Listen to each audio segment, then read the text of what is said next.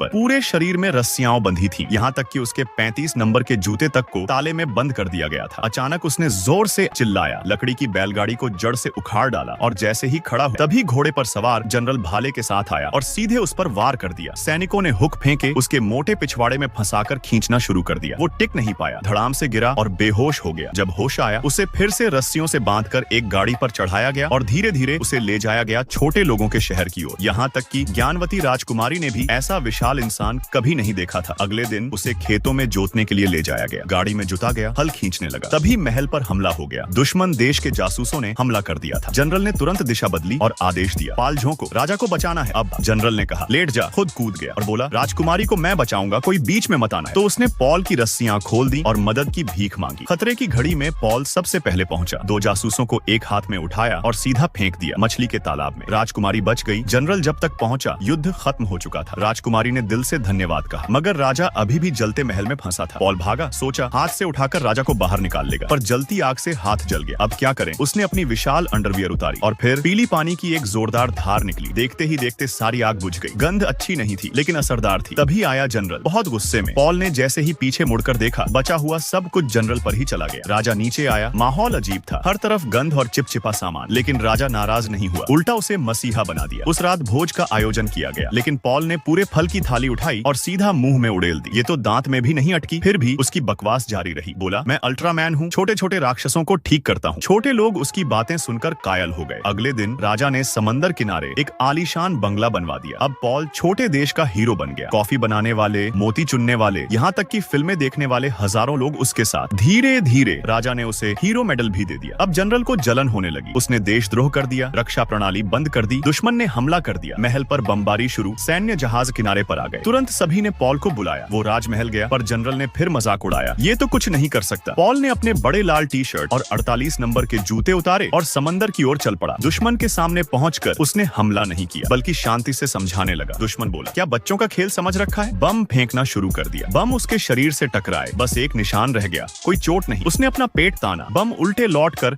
दुश्मन पर ही गिर पड़े। दुश्मन के होश उड़ गए। सबने जहाज छोड़कर समंदर में छलांग लगा दी। पॉल ने हाथ डाले, सभी जहाजों की रस्सियां पकड़ ली। एक पल में 100 जहाज बेकार हो गए। पॉल बना सुपर हीरो। हर गली, हर दुकान सिर्फ पॉल ब्रांड, यहाँ तक कि हेयर कट के लिए भी 3 टोनी। अब जनरल जल भुन गया। दुश्मन देश चला गया और बोला, मुझे पॉल से बदला लेना है। इधर पॉल को खबर भी नहीं थी। तभी अचानक रेड अलर्ट बजा। लोग भागने लगे। एक बड़ा लाल अंडा आया, उसमें बैठा जनरल था। अब वो पॉल को चैलेंज कर रहा था। पॉल उसे देख हंस पड़ा, पर अगले ही पल वो अंडा बन गया, एक विशाल रोबोट, पॉल से भी बड़ा। पॉल ने हमला किया, पर रोबोट टस से मस नहीं हुआ। रोबोट ने घूंसा मारा, फिर उसे पकड़कर हवा में झुलाने लगा। पॉल डर से कांप गया। हार माननी पड़ी। लोग निराश हो गए। पॉल